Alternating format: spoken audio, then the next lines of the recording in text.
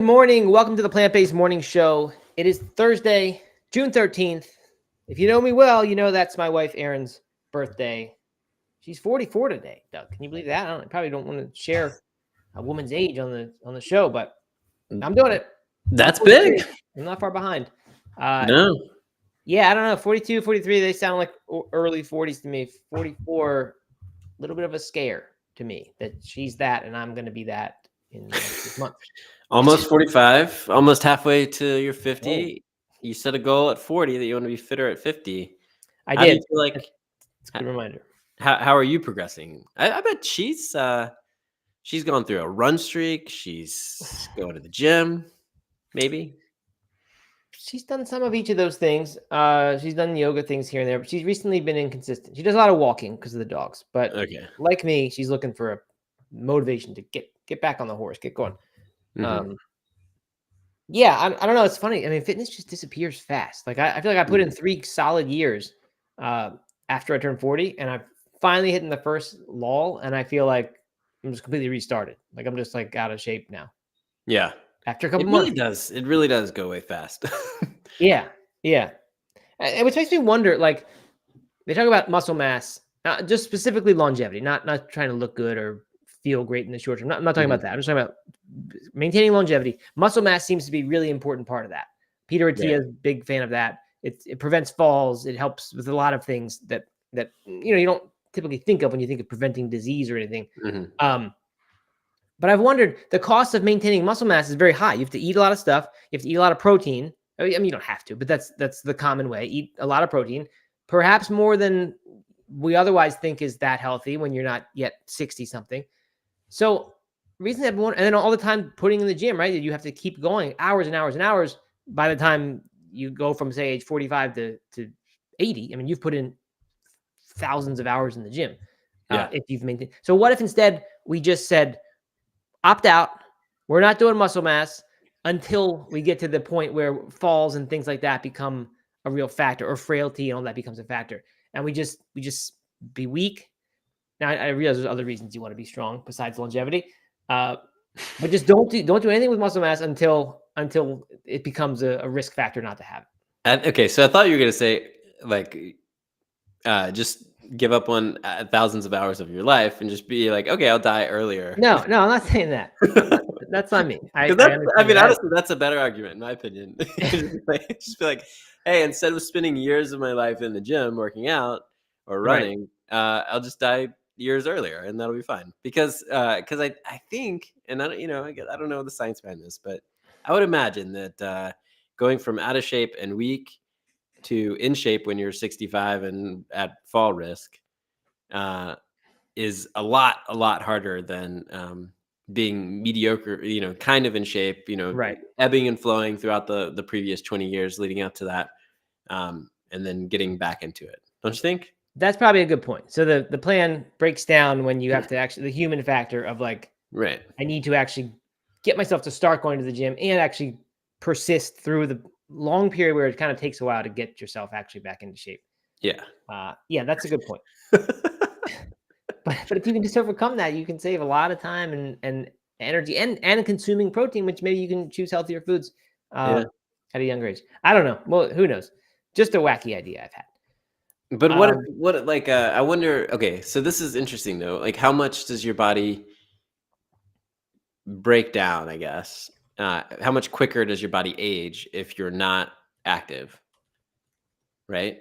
Right. That's a good point. Well, I'm not saying don't be active, right? I'm saying you could still run and walk and play tennis, and play things much more extreme than that too. I'm just saying, like, the thing that it takes work to keep on muscle mass, right? It's just, that's just a different thing. And most day-to-day activities, even fun ones, aren't going to help you with a lot of muscle mass. Okay. Well, all right. So what if, here's a good question, I think. How important is the actual like bulking up of muscle mass versus, because we talk about blue zones, people who, they're not going to the gym, right? They're just gardening and walking and moving and, working outside and working with their hands and being active in that sense. They're not big. Like, you don't look at them and you're like, man, that guy fills out his shirt. No, I don't think so. Right. That's a good point. It's not necessarily, it's just sort of strength. It's just strength, right? And mobility and balance and things like that, right? Yeah.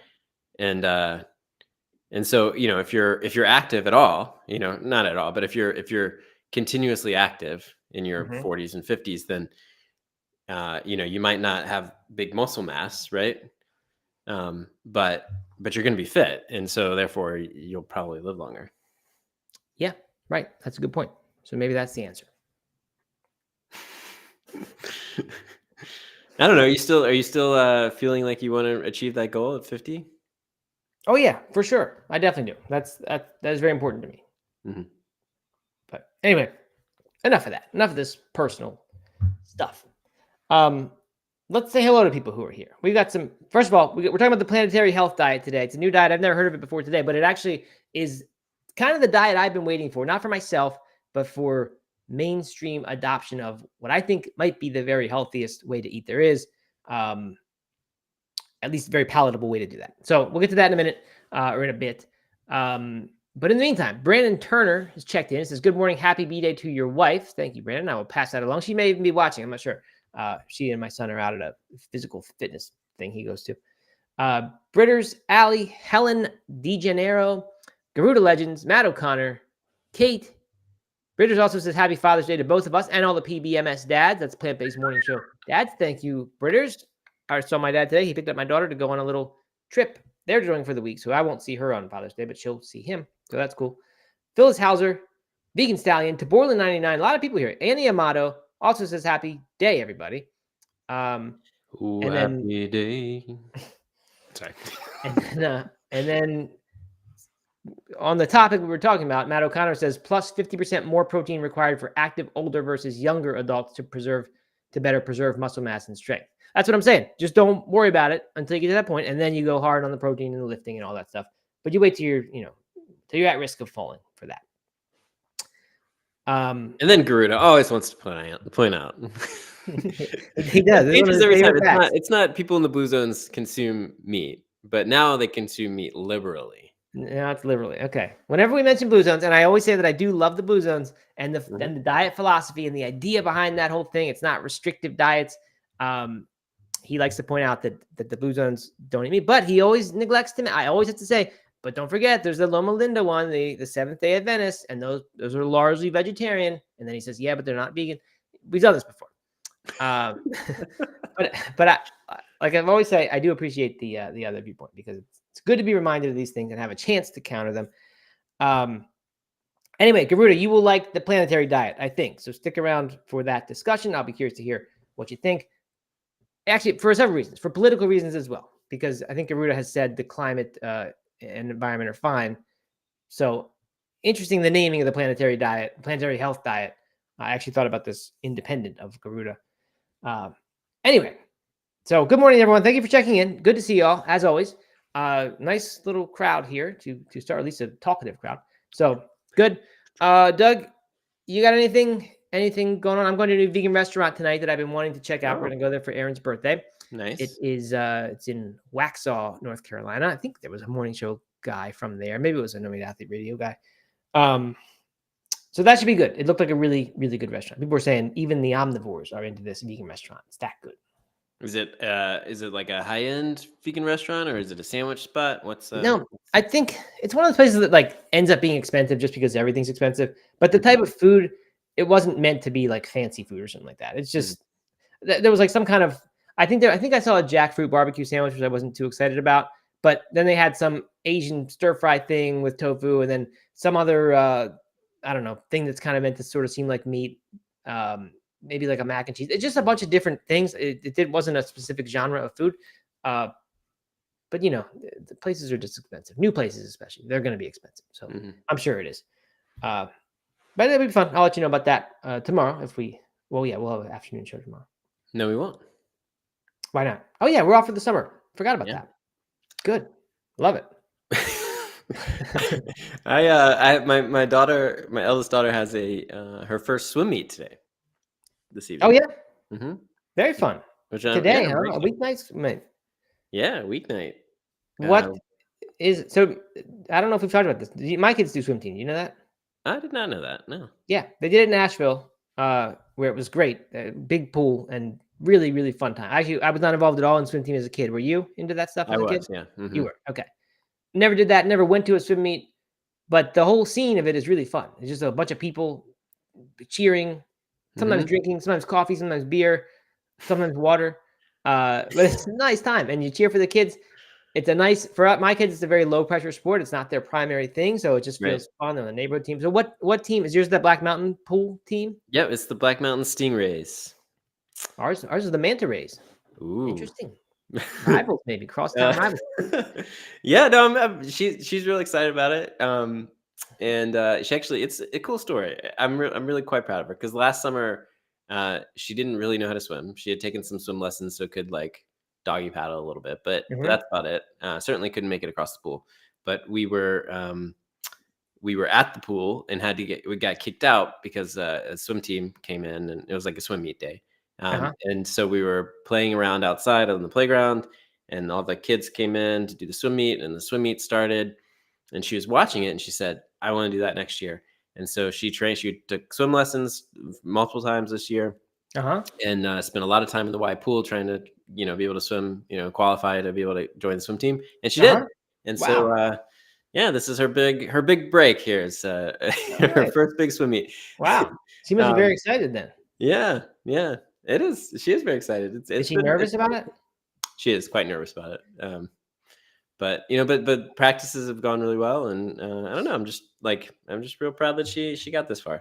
It's cool. Yeah, that's the cool thing, to not be able to do something and then have to learn or be motivated enough to learn to do it and then make it onto the thing. That's very cool. Swim meets, I think, are an anxiety provoking thing. I don't know what it is about them. We're so much downtime. You're just like sitting around all the time. Right. It seems like it wouldn't be nervous. You just get in the pool for a second and you're done. Yeah. But I know when I was a kid, my parents wanted me to do swim team, and I went to a couple practices and it was really hard. And I just never got over the hump of doing a meet because I wasn't a good swimmer and I just wasn't confident and I just was afraid to do a meet. And it was too, I don't know what I was worried about. I probably didn't want to come in last. Maybe that's what people are nervous about, coming in last, because it is a very visible thing. And there's always a loser.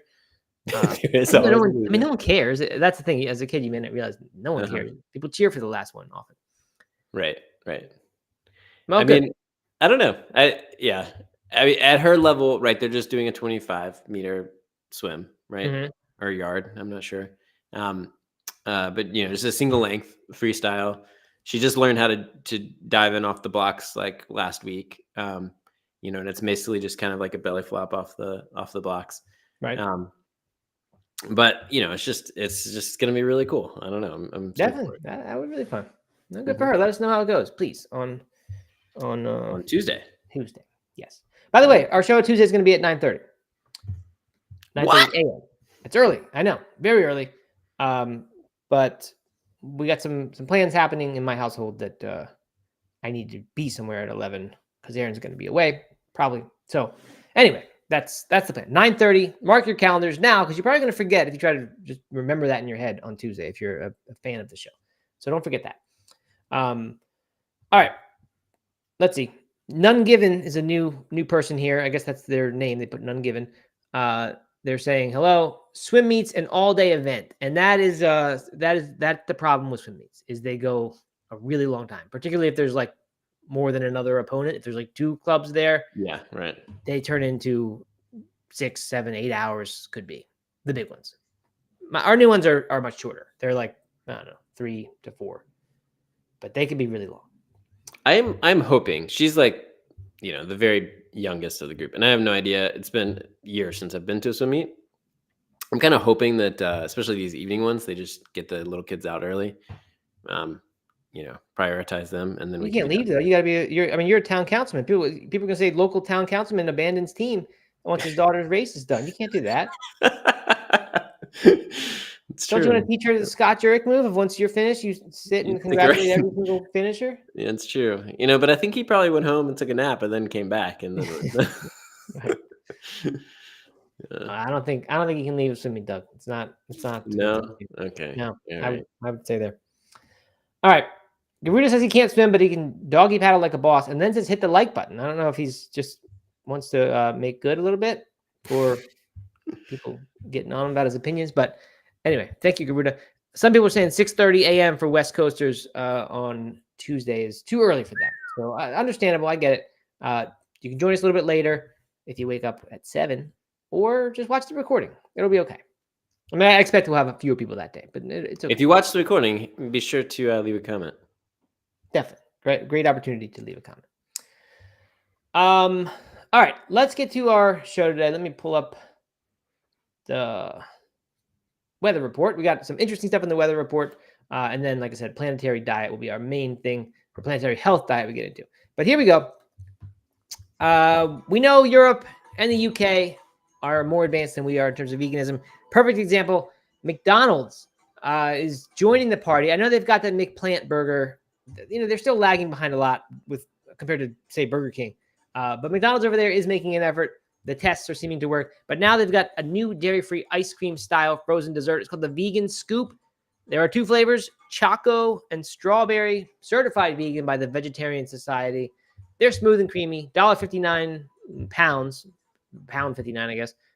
Is that £1.59, Doug? Would that be the way to do British? Sure. Money? I have no clue. I don't either, actually. What they don't, not pound, do they call it? I mean, it's a pound, but oh man, what do they call it? They have like other names. I know, slangs for the money. Yeah. Oh man, tuppence. No. Shillings. Shillings. No, that's not it. Rupees? No, that's Indian. Pesos? No, that's not it. I don't know. Not the euro, though. I know that much.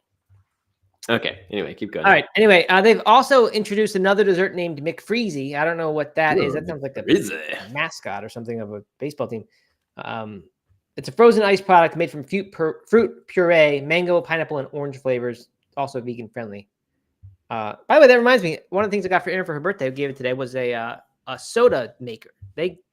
She and the kids drink a lot of those, whatever they're called, sparkling waters, I guess. LaCroix and all that. Soda Stream?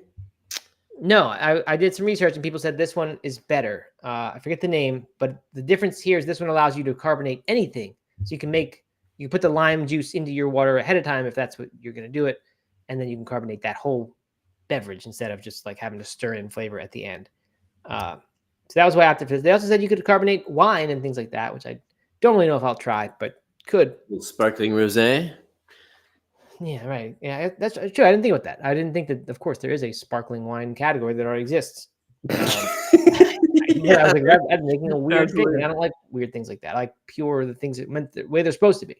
But I mean, I would say that the sparkling wine is supposed to be sparkling. Yeah, right. That's true. And maybe the others isn't. So I couldn't just take a regular rosé and put it through there. That'd be kind of not a pure thing to do. Maybe. Anyway, I don't know. We'll see how that thing goes. But it seemed like a good thing. Yeah, very cool. Quid. So anyway, River Cat. Quid. That's the word I'm looking for. A quid. That's right. I have heard that. A quid is the pound. That's not the cents thing. I think so. Like 15 quid, 15 pound. Okay. It's like $1 for $1. Just a slang. All right. Anyway, so that's the McDonald's thing. They're going to be in 52 branches in total. McDonald's. It's not everywhere. It's a trial run from June 12th until September 3rd. So if you find yourself in the UK, pop into McDonald's, get one of these things if you want to, if you like ice cream type stuff. All right, Doug, you know I love the protesters. I love when they disrupt things. It makes me just proud to be a vegan when vegan protesters go and do obnoxious, annoying things around the world. In this case, animal rights activists from a group called Animal Rising. Maybe Animal Rising shared the video. I don't know if they did it. If they're taking credit for it. They vandalized, pasted a cartoon image over the portrait of King Charles III, his official portrait, at a London art gallery. Latest in a series of incidents at UK museums. And the headlines are saying they vandalized it, but it's covered in some kind of plastic. So I think whatever vandalism they did was easily undone. They just peeled off the sticker or whatever. They put a picture of Wallace from Wallace and Gromit over the king's head, and there was some kind of line about it. I don't have the thing in front of me right this second. Maybe, did you pull it up? I pulled up the portrait. Okay. Yeah, I don't know why I didn't grab that part of the story. I meant to. Oh, here it is. It's a speech bubble next to the head of Wallace read, "No cheese, Gromit. Look at all this cruelty on RSPCA farms." So I mean, RSPCA, that's probably, I would think Royal Society for Prevention of Cruelty to Animals. But why would there be cruelty on those farms? I don't really know what they're protesting. So, I mean, I don't know. I guess they did a good job of getting attention, because here we are talking about this thing, but it seems like the message probably should have been a little simpler if they were going for big mainstream attention, because I don't understand what that means or what. Here we go. Here's let me throw the actual protest up. Yeah, it's I don't know. It's an interesting portrait.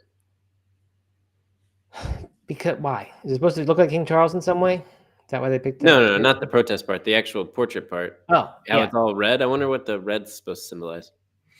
Yeah, it seems like a North Korea kind of thing to have like your dictator in there in red, and then like the little butterfly right there. Who knows?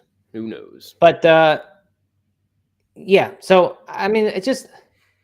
I think they should have had a marketing person here, not an Oatly person, but someone else who's good at marketing, to figure out what message to put on there that, like, when someone like us who's in the movement, I mean, we're like, we know some of the things that are going on. We'd at least get what they're saying, get the joke. Maybe if you're a UK person, there's things in the news and you would understand what this is, but I don't know. It just seems like if you're gonna be an idiot and go protest stuff like this. Vegan Stallion says that if you were British, you would understand. And I mean, I'm sure it's a protest for the British, for Britons, not for plant-based morning show. Well, they weren't expecting worldwide coverage. Maybe they should have aimed higher and planned to succeed like they did. I mean, look, they got on the plant-based morning show. It's true. Anyway, I do not like protesting. I do not like disruption of stuff. I'm glad they didn't do any damage. If they did that, I would be done with them. Well, I'm done with them, but I wouldn't be done being vegan. I was ready to say I'm quit being vegan if they would have done damage to the thing. But really not true. All right. So anyway, that's that. You in favor of this, Doug? You like a nice peaceful protest like this? I do like a nice peaceful protest. This probably would. I mean, I don't know. Like, what is this doing? I'm not sure, but you know, I'm not anti-protest like my co-host here. What if there was a museum goer, a nice little kid, British kid? They're saved up for the museum trip. Finally, they're going, getting some culture, and this stuff's going on. They just want to see a picture of the king, and they got to go deal with this stuff. Yeah, I mean that's why they're effective, right? It's because they do disrupt things. But yeah, I mean, like I said, the new fascination with disrupting art museums and art pieces of art like that, I'm not so crazy about. Yeah, I'm not. But if you want to cement your feet in front of Starbucks, I'm okay with that. Yeah, I guess so. As long as you don't block traffic for everybody. All right. We don't talk that much about the Better Meat Co. They make a product called Riza. I think they're in San Francisco. Riza looks like beef. It looks like, I don't know, chipped beef or something. When I saw a picture of it, or sliced beef, I don't know. They've announced they make it out of mycelium, which is the mushroom root fibers, and they've announced it's a big deal. I don't know why. It was in Food Dive, big mainstream food site. They've announced the total at-scale reduction of over 30% in cost with some new technology, some new way they are processing the mycelium. The big news here, Paul Shapiro, who used to be in charge, I assume it's the same guy, used to be head of the what's it called? SPCA, I think. No, Humane Society. He was Humane Society. Because when I went on my book tour in DC, I got to go in Humane Society, and he was there, and I got to give a little talk to their people. So that's why I know Paul Shapiro's name. But anyway, he said this will now allows Riza to compete at a commodity price with beef. And so I think this is kind of cool. To me, the mycoprotein, assuming we find out mycoprotein is not harmful to us, because it's not, as much as it seems like a very clean label, there's like not a bunch of processed stuff in these mycelium mycoprotein products, like meaty, for example, meaty foods. It's still like, although it doesn't appear processed, but like it's still one ingredient that people haven't eaten throughout our history, right? I don't think people are digging up mushroom fibers and eating them. This is not mushrooms. This is the root system, which typically I think just wouldn't be worth eating. So, let's make sure this thing is safe, I guess. But before we say this is the future of plant-based meat, but they're saying this has more protein than eggs, more iron and zinc than beef, more fiber than oats, and more potassium than bananas. Also has a recognizable meat-like texture. And like I said, the mycoprotein, the stuff I've had, the meaty, it's the closest thing to like a real steak texture that I've had since being vegan. Very cool. That's great. Yeah, I hope we start hearing about this more because the picture looked like it was really good. All right, and actually two more things, two quick ones. They did another survey. These surveys, Pro Veg International did this one. They did it in China, and they found that nearly all Chinese consumers, that's 98%, are willing to eat more plant-based foods after learning about their health benefit. And so they targeted 1,000 people in major cities. They gave them 15 statements, highlighting the advantages of plant-based diets, health, environment, animal welfare, food security. And I think the health benefits specifically were the ones that people if they saw that, then they said I would do this. So the Chinese appear to be motivated by health, and that's a good thing because there's a lot of them. That's a big market that could be good for plant-based people. And I think they eat a lot of meat. I think if they do the little bit of meat all the time kind of lifestyle. Yep. And finally, speaking of Asia, inspired by the popular Hong Kong street food with a striking bubble-like appearance, Trader Joe's has bubble waffles. They've released them. It's in their frozen section, $4.49 for a box of 4. The picture looks like little, I don't know, little tiny balls, like ping pong balls, but actually look like eggs. They're egg shaped, but they're brown like waffles. It says they have crispy edges with a chewy mochi-like middle. I don't know what mochi is, M-O-C-H-I. But traditional varieties, they're called egg waffles or egg puffs. They have eggs and milk. The Trader Joe's version is vegan, has coconut milk as its first ingredient. So it has some saturated fat for sure, but it says you can have them in the air fryer, toaster oven, or microwave. Doug, you seem like you might be into a bubble waffle. Yeah, I'm looking at it now. I've never heard of this before. Yep. I am not sure how it is a waffle. Oh, it's all one piece. It's not individual bites. Oh, they're one piece. Those egg things are all connected? Yeah, it looks like it. Okay. All right. Now it makes a little more sense why it would be considered waffle. Yeah, I mean, I would definitely try this. All right. I love a good puff pastry. Yeah. Well, I looked up mochi. Mochi is it's made of a sweet glutinous rice, soaked overnight, steamed, then pounded into dough and molded into various shapes. So it's some sort of dough treat mochi is. And this, or maybe it's mochi. I don't know. Anyway, this would have that kind of texture. So I don't know. I'd give this a try. Seems like it might be tasty. I'm quite confused by, if you look at the picture here on the screen, I'm quite confused by everything that's on the table. That looks like shredded cheese, maybe. And then you have your gummy, your gummy things. Right. And then looks like maybe ice cream and then powdered sugar. Yeah. So I'm quite confused by the combination of things. Is it supposed to be a dessert treat, or is it supposed to be a waffle, breakfast waffle? I'm guessing it's not a breakfast waffle based on that picture. So I see. So that whole thing, the base of that picture there is part of the waffle, and you've got all these little bubbles on it. I was thinking there were 4 of those bubbles in the pack, 4 of those things, but now I see there are 4 waffles, each one containing like 10 of those little bubbles on it. Yeah. I think this would be a fun thing to get. I'm gonna get this, have the kids try it. Think this would be good. Jay Gry, new commentary, I think, says, wow, Trader Joe's suspended my canned jackfruit, but now has flour bubble waffles. So I think he or she is upset maybe about that. Doesn't like that they got rid of that. I'm not really sure. Jay Gray says, I quit eating flour products, lost more weight. And then everyone thinks it's shredded coconut, not cheese. Although there's yellow on there. So I don't know. Bitter says might be Moki balls, the ice cream things. And I was thinking the same thing, that it could, based on the Google search I just did, that could be a Moki ball. What are Moki balls? Those pictures that you thought were like the purple ice cream. Yeah. Those might be Moki balls. But what is it? It's like dough that is, I don't know, steamed and pressed and has like a kind of gummy texture. Something to do with gelatinous rice. I don't know. Anyway, yeah, sounds like a good thing to try. Next time you're at Trader Joe's, don't go there just for that. Grab it though while you're there. That's what I'm going to do. And that's it. That is the weather report. So there you go. Fun, simple, nothing too crazy. No Joey Chestnut stuff. I didn't see any updates on that today, except a lot more papers having it today, or a lot more websites having it. Old news. All right.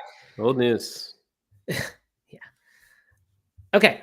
Oh, Anna says Moki has ice cream on the inside. I didn't know that. That's not what the thing said, but I don't know. You know what's kind of funny, and that I've never really thought about before, was so yesterday morning, I went for a run. I went to a gym workout, And on my way to the gym, I was listening to the radio, and they were talking about Joey Chestnut, and one of the hosts was telling everybody about the whole thing, and everyone was like, "What? That's crazy." And then on the way home, telling the same story, and everyone was going, "What? That's crazy." It's the same host? Same host, same set of hosts. And they were like running through the same material and pretending like they hadn't They're heard just it before. acting. Yeah. They're just Like, doing a performance. the hot dog eating, the Nathan's hot dog eating? Yeah, I think I remember that. Yeah. Yeah, we just talked about it 45 minutes ago. That's embarrassing. That's strange. Yeah, isn't that funny? Yeah. All right. Well, that's it. Jay Gry. I always like to highlight the new people. Jay Gry says he's given, or he or she, I don't know, are giving some health tips here. So as you said, I guess Britter said she likes waffles as much as Leslie Knope does. Like, Leslie Knope famously loves waffles, local politician. You've probably seen that show inside and out, right? Uh-huh. I learned everything I know about politics from her. That's everything I know about politics, really, mostly from that. Anyway, she said that, but then Jay Gry stepped in and said, "I quit eating flour products, lost more weight as a result. So don't eat waffles," I guess is the implication. And then says, "Just eat whole grains, only eat wet starch for sustainable weight loss." This is something that I do not know. I've never heard of this idea. Please, Jay Gry, tell us, what is the wet starch diet? What does that mean? Yeah, maybe wet starch would mean like what you get out of a potato or a vegetable that is starchy, but is also a water-rich food. Whereas if you refine grain, certainly no water in there. Maybe that's the idea. Not surprising. Jay Gry says, "I'm from Chef AJ's live group." So that I was guessing that when I heard this idea about starches and things. That sounds like a Chef AJ thing. She doesn't eat flour and things like that. Even healthy whole grain flour she doesn't eat because she thinks the flour absorbs too quickly, or it metabolizes in the body at a rate that's not natural. And I will say, although AJ's diet plan is restrictive for sure, Erin has had a lot of success on it. She hasn't done it in a while, but when she did years ago, and she wanted to lose some weight, she really lost fat very quickly. So it does work. All right, and then Jay Gry clarifies once more Dr. McDougall's whole food plant-based starch diet. So I don't actually know. I don't know what. I know about McDougall's diet, but I don't know. Is that considered wet starch? All of his starches, maybe. Okay. Anyway, enough of that. But speaking of diets, we got the Planetary Health Diet today. Healthline's got it. I don't know what is the catalyst event that has suddenly. I guess it was okay. A study was published this week. That's what it is. But it's suddenly this has kind of started popping up around different places on the internet. The Healthline headline says Planetary Health Diet may help lower your risk of early death by 30%. And the Harvard T.H. Chan School of Public Health did a study. They published it. They found, some pretty striking results. In just a minute, we'll get into what this thing is. But they said 30% lower risk of premature death, as the headline said. That's people who most closely adhered to this diet compared to those who had the lowest adherence. So I didn't look at the actual study. I don't know if it was an observational thing or if it was like a clinical trial. But it says every major cause of death, including cancer, heart disease, and lung disease, was lower with greater adherence to this dietary pattern. So the way they're talking about it gives you a little bit of a clue. To me, it doesn't sound like it's a like yes or no, on or off, either you're adhering or you're not. It's kind of a pattern of eating like flexitarian, where you can do more of it or you can do less of it. And that's what they seem to be measuring with these 200,000 participants that they did. It was dietary questionnaires every 4 years for up to 34 years. This is a big time. Wow. Yeah. Anyway, here's what the Planetary Health Diet is. And I think it's called this because it's good for the planet. And that makes me wonder if that is the best marketing they could do. I guess it depends who you're trying to attract to your diet. But we can get into that topic in a minute. On eatforum.org, which I will just type in here if you want to go check it out. They have a very large pie chart. Oh, you pulled it up. Good. Anyway, you can go there too if you want to play along at home. But there it is. That's their thing. It reminds you of the old U.S. food plate stuff. Half the plate vegetables, looks like water-rich, pretty much all vegetables. I don't see fruit. So I see tomato. What about the spicy peppers? Spicy peppers are there. And see, I don't know if these specifics matter. Garlic. No, I'm sure it doesn't. But Microgreens, clovers, watercress. I don't know what that is. Pears. So there's fruit over there. But anyway, bunch of fruit and vegetables, half the plate. Then whole grains, taking up about an eighth of the plate or so. Yep. Then it gets to other stuff. Plant source protein is now about a 16th of the plate. Well, that one must have been more than eighth, because if you add together whole grains and plant source protein, you get a quarter. So one's 3/16, one's 1/16. That's what I'm going to say about that. And then you've got remaining 1/4 of the plate for other stuff. And that other stuff includes starchy vegetables, very slender, smallest slice you can get. So that's interesting. Starchy vegetables. I guess there's not that many of them, maybe, and people just don't eat that many of them. Then there's dairy foods and animal source protein. Those each take up a small piece of the pie, maybe together a 16th or so. Yep. Unsaturated plant oils themselves are a 16th. So that would be your olive oil for the most part, probably. And then added sugar is very small, sliced like animal sourced or dairy food. So this at least gives you a little bit of quantification. It's just from a picture. I don't know if there is there must be written number specific somewhere, but the picture is probably good enough. We've been wondering, when people talk about a flexitarian diet and all its benefits, and what I think is the major benefit is that it sounds to me like an approachable diet. You don't have to go vegan. It leaves room for, your favorite things. There's not a bunch of junk food in here. It all looks like it's kind of health food. It's not, if you consider the animal protein and the dairy foods to be healthy, but yeah. I don't see junk food or UPF in here. Mostly unprocessed, for sure. Yeah. But so this would allow you, to go out once a week or whatever, and probably another time or two during the week at home, and you get your 1/16 of your calories from dairy foods and protein or animal protein, while mostly eating the same way that we do or any other vegan or plant-based person probably does. So, I mean, it's cool. This is kind of what I've been wanting, right? I've wanted data on a diet like this one, because it seems like what gets the attention, what gets the studies, is the 100% vegan or vegetarian diets. And I just don't think that's a realistic thing for most people to consider eating. So I'm actually really glad to see this, and not surprising at all to me that this works really well. Because, by the way, this sounds like Blue Zone's diet to me as well, right? Where, at least in theory, they do eat dairy, they do eat animal protein, and I mean, dairy kind of is animal protein, so those category names are strange. But I guess they mean specifically meat when they say animal source protein. I mean, this looks like a Blue Zone's diet, but I would imagine a Blue Zone's diet looks like. I guess I would have pictured slightly more whole grains and starchy vegetables than this, and a little bit less maybe of the leafy greens or of the water-rich vegetables. But not far off from what I would imagine a Blue Zone's diet is meant to be like. And no surprise, therefore, that looks like it does pretty well. Yeah. Now we don't. I mean, a couple worse than vegetarian or vegan, but who knows? Maybe that's next. There are a couple ththings that do surprise me here. Okay. What's that? One, as who was it? Points out, Jessica Goodenough says, but who eats that small amount of potatoes? Right. Good point. For pasta, right? And it's tiny amount of potatoes. And then I guess pasta's whole grain, so that's different. Okay, so really only about what would you say? Maybe an eighth of the plate is protein if you combine plant and animal. Pull it up again. Yeah, that's like an eighth of the plate. So not a lot. So not a lot of protein, and then really, I mean, a 16th probably is animal foods, and the rest of it. Plant foods, and mostly half of it is these calorically non-dense plant foods. I mean, fruits are a little more calorically dense than vegetables are, but yeah, it's fresh stuff. For half your. Did I mention added sugars? I don't know if I said that one. We said you did, yeah. Minimal, okay, because minimal processed food, but added sugars is just sort of there. I guess that's what's. Well, I don't know why. I don't know why they put it that way. That seems strange, but I think they would just call that like the processed food.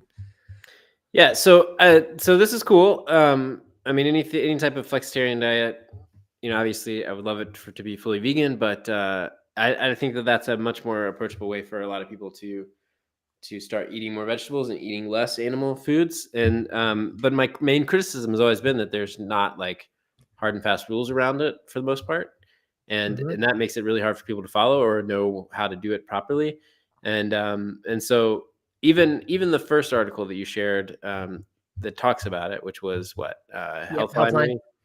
Like reading through that, I had no idea really what it was. Like, yeah, that's not a good article. That's not.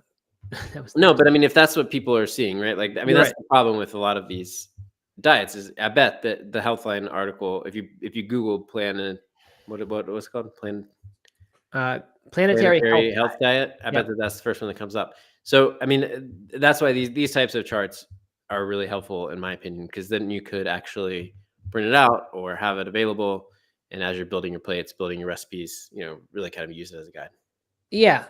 I mean, this is definitely a step in the right direction because you have a picture here, and I think a lot of people can follow that sort of thing. But I think like another step needs to happen, which is the one that gives the exact stuff, so that all the calorie counters can come in and set their whatever the thing people use, My Fitness Pal, I don't know, set their stuff so that they get exactly these things and they know exactly how much they need. Because I think people want very hard and fast rules. Even on this site, eatform.org, which I think is the main spot for this diet, there's really I can't find the specifics. It just says dietary targets suggest that an average adult requires 2,500 kilocalories per day. It'll vary based on different things. So they give you that number. Otherwise, they don't even mention that the chart, what the actual sizes of those things on the chart are. So they need more of that. Yeah. The other thing I think they need is the name. The name is, this is not the best name for a diet to me at all. I mean, I think more people than before are motivated by planetary stuff and health. And that's the idea, right? This diet is healthy for people and the planet. It says that right at the top of the page. But like, it just doesn't motivate people to follow a diet. I just do not believe that this would, I mean, changing your diet is difficult to do. And health's going to be really strong motivator. Maybe certainly there are some people where the planet is a great motivator. And this is for the right person, this is perfect because it's like, wow, I don't have to go all the way vegan. And I can still now know that I'm following the rules that someone says are really good for the planet and for me. So that's good. But I want the thing that's like the middle ground between this crazy carnivore vegan extreme war. Like it just, I mean, I know I'm on one of those sides, but like, it's just silly to me that we have these different camps, and it's not just those diets. There's a lot of diets that everyone has to go to the edge, to the complete extreme.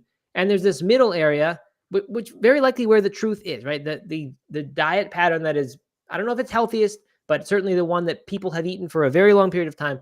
And I mean, before, modern processed food world, where I'm guessing it was this sort of classic Blue Zones looking diet where there is some amount of animal products that are in there, but mostly it's the gatherer foods rather than the hunter foods. And like, I mean, that's good. Like, I just want that middle ground to be marketed as like, this is the sweet spot. Like, look, everyone come here and eat. Now, unless you love being in those camps, good and fine. And I wouldn't change mine, but like, I just think people, there could be a diet that is the mother of all diets and everybody follows it and say, this is the winner and everyone gets healthy. But if you call it planetary health, no one from the meat side is going to want it to come, because they think it's a scam. Yeah. Yeah, I agree. I mean, I think that this is, I mean, that's how you get people to to eat more plants, is to make it approachable. And to, there's a lot of debate around the added sugar going on in the comments right now. And I mean, no one is suggesting, I don't think that they're suggesting you should dump sugar onto these foods. They're just saying, like, if you have a baked good, a piece of bread or something that has sugar in it, like, that's just making it part of your plate, right? And another comment, the plant source proteins, they're not suggesting here processed plant. Right. Garuda said they lost him with sugar and then with processed plant proteins. Nowhere do they say that. They say plant proteins, and the picture there is beans and looks like soybeans and then nuts and seeds maybe. It's not processed stuff. That stuff I don't think belongs anywhere here. And nor would a non-vegan processed food. This is not that kind of diet, except for the added sugars, which is kind of strange. Well, but I think this is actually realistic though, right? Like, they're not suggesting build your plate like this and pour sugar on a 30-second of it, right? Or the plant or the oils. My guess is like, okay, if you're gonna build, like, this is where your calories are coming from, and you're probably gonna cook with some oil. Most people will, right? And to tell people not to cook with oil is gonna immediately turn most people off. Yeah. And or to say you can't have any pasta sauces or anything that has any sort of added sugar in there, like, most people will never follow that, right? So this is, I think, somewhat realistic to assume that we're going to incorporate some oils, you're going to incorporate some sugars. Yeah. But you can also incorporate half your plate with vegetables. Yeah, right. And so I think like it sounds like people, particularly Garuda in this case, are saying like, no, this is wrong. This isn't the healthiest diet. You can do better. And that's true. Like that's not the point. Obviously, if they were trying to make the healthiest diet, there would be no added sugar in there. That wouldn't be part of it. And then I don't know about the plant oils, unsaturated plant oils. And I know seed oils is its own thing that people get hung up on. But like if you're talking about healthiest possible diet, probably those things aren't in there. Maybe olive oil. I don't know. But yeah, they're making something that is approachable for people to eat. There is an issue that I think Jessica brought up, and this is a real issue. She says that it looks like a lot of oil, but is it in terms of calories or volume? So like if you really did have a plate that size and you poured oil over that much of the plate and you had walls on the plate so stay contained, that would be a lot of oil to have with on average every meal, I think. So you got to think it's in terms of calories. But if that's the case, to get half of your calories from those fruits and vegetables like that take up half the plate, like it's easy to get half the volume. You can imagine doing it. You just put a plate. But to get half of your calories from that stuff, that would need to take up 2/3 or more of the plate, I think. So that appears to be kind of an inconsistency. I don't really know what they want you to do there. But because the oils thing seems like that should be represented as a caloric thing, whereas the fruits and vegetables seems like based on volume and actual life size is what that represents. So I don't know there. Don't have an answer there. And I don't know if they do. They didn't. Yeah, I tried to find that actually in the article. I couldn't figure it out. If we go to the actual study itself, which as I said, I did not do. I actually finally just found it. I couldn't find it earlier. Perhaps, I mean, certainly in that diet, they quantify this stuff when they say how closely did you follow the diet. So we could probably find out there. I don't know. Interesting. I'll be curious to see if this gets any traction and people see this and they say, "Wow, this is great," because it looks like a diet that is very effective at creating a positive health outcome or lots of positive health outcomes. And it looks like something that, because it is moderate in the sense that it's not all the way one side or the other. If people say this is something that could work for me, I think, I don't know. And I hope so. That'd be great. I would love it if everyone who eats a standard American diet switched to something like this. That would be fantastic. And so what Race Lover says here, and this is, I think an objection we should probably address. You talked about like how great it is to find that middle ground. And he says there is no middle ground between a living something being and a dead one. That's as black and white as it gets. And here in reality, nothing more extreme than killing a sentient being. So you confused. So here's my feedback on that. like I don't disagree, right? Like I am vegan and I'm vegan for a number of reasons. And one of the big ones is because I don't want to kill animals to feed my body. Right. Yep. And or harm animals, which is why I don't eat dairy. Right. Yep. But bigger picture. And I think you have to, with any of these issues, you have to look at the bigger picture. And the bigger picture is that most people will never do that. Will never make that step. But a lot of people may significantly cut back on the amount of animals that they're killing or the amount of animals that are being, harmed through dairy agriculture by just replacing some of their calories with plant foods. I think a lot of people will do that. And we're showing that a lot of people are doing that. And that is a very much more approachable diet for people. And bigger picture, that's the way we make a bigger impact than convincing a few people to go vegan, is to convince a lot of people that they can eat less meat. Yeah. I mean, exactly. Like this, I know there's an ideal diet in terms of health, and there's perhaps a different ideal diet in terms of ethics, and perhaps a different ideal diet in terms of the environment. And this to me, and also an ideal diet in terms of how practical it is. So there's lots of different ideals here. To me, this does a very nice job of being in the middle of all of them. And generally, when you're in the middle, it becomes approachable and adoptable by people. So I don't disagree with you, Race Lover. That's why I eat the way I do. That's why Doug eats the way he does, just like he said. But like, if you put that comment to someone, your comment there, if you put that and you tell them, here's why you should eat this diet, 99% of people are saying, you're crazy. I'm not listening to that, because it's just people just aren't nearly that unselfish. It's just not how people are. So I don't know. So anyway, I think this is good. I think this kind of stuff is the path forward to people eating less animals, for sure. One more quick thing. Race Lover says, why are so many comments being hidden and blocked? Are we afraid of free speech? We're not doing any sort of hiding. No, not at all. I don't know if YouTube does that by default or something. Yeah, someone else mentioned that earlier this week. They said their YouTube comment was hidden, and I don't think that was about any kind of debate. It was just a comment. But yeah, I don't like that. I don't. Well, I mean, I don't know what I would do to figure out how it is, or if we can turn off a setting, but don't know. Yeah, definitely nothing we're doing. All right. Well, that's it. Yeah, I guess I'm not surprised. This is a little bit of controversy, but as I always say, that's a good thing. Rather have different people disagreeing here than everyone saying yes, this is the diet. Yeah, I guess that's it. Anything else, Doug? For before? Well, no. Any big weekend plans? Well, my daughter's gone, so she's on vacation now with my dad. Father's Day Sunday. Might go to a brewery for that. Aaron asked what I wanted to do, and we just haven't done like a family brewery day in a while. Wouldn't be the whole family, but I don't know.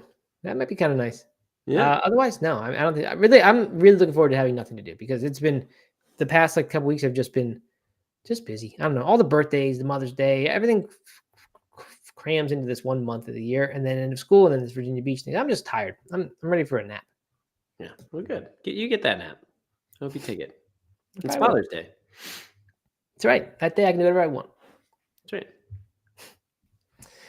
What about you? Any good Father's Day plans? No, not really. All the girls are going to see Frozen, a play, and they're going with my mom and some other cousins and stuff. But they're leaving me behind, so I am going to do something different. Oh, okay. Perfect. Yeah, I don't know. Maybe take a nap. Who knows? You gonna give them a big guilt trip on that, so they feel like they owe you something in the future? It's a perfect opportunity to do that. It is. Yeah. You get to do what you want all day by yourself. You get to do literally anything you want, and then also make them feel guilty so that you get something else. Yeah, it's kind of perfect. No, they bought the tickets before they realized it was Father's Day, and then Kate was like, "Oh man, should we should we try to sell them or something?" I was like, "No, you go. It's fine." Well, it seems like an odd time of year. I know Frozen's not a holiday movie. It just seems like an odd time of year for a movie like that or a play like that. Yeah. I don't know. People like Frozen. Kids like it. Yeah, they do. Aaron and Ellie went to a Frozen play one time. What if it's the same production company? Could be. I don't know. All right. Last little things here to clean up. Okay, I didn't see this one. Jay Gry says we remind them of Wayne's World and Jay and Silent Bob. So that's kind of good, I guess. Those are good. Beavis and Butthead or something. I didn't see much Jay and Silent Bob. I knew who they are, but I never watched those movies. Wayne's World I loved. That's a good one. So anyway, yeah, welcome, Jay Gry. Appreciate your comments and participation. Great to have you here. And then there was more. Oh, someone asked if there's a show. Brandon Turner says show tomorrow. No, I don't. Did we ever announce that officially that we're done for the summer as far as the Friday shows go? I think I said that last week, but maybe not. We have said it, but not too formally. Yeah, we're not going to do Fridays during the summer. It gives us more flexibility. Lets us get out for some 3-day weekends and just more vacations. It's just too hard to round everybody up on Friday.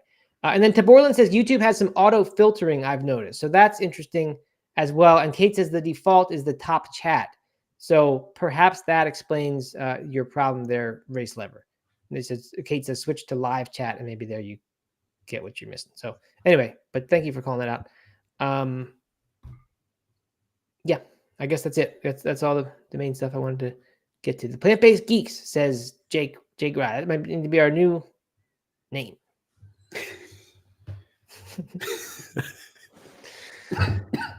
Sounds all good. Right. That's it. Anything else? No, that's it for me. Happy weekend, everybody. Great. We'll see you early Tuesday morning, bright and early. Bring your coffee, Matt. Very early, 9:30. Yep. Yeah. And then if you can't, just watch it later. But thank you again. Thanks to everyone for the conversation. Like if it was just us and no one was commenting, this show would not be nearly as much fun to do or probably to listen to. So again, I really do appreciate that people come here with different viewpoints and discuss them in a mostly civil manner. That's actually what I like the best, is that it's not crazy fighting. So appreciate it, everybody. And that's it. Go deface some posters in the name of things you believe in. Go disrupt peaceful goings on, ruin things for everyone else. to convince people that you know. See if you can figure out what brewery Matt's going to or what restaurant Matt's going to tonight, and Crash be it. sure to be there protesting. Yeah, protest me. Yes. All right. Good. NJ Grab reminds everyone, push to like the show. I guess that means smash the like button. British Once Morning Show mugs. All right. I'm on it. All right. Goodbye, everybody. All right. Yep. Goodbye. Talk to you later. Have a good weekend.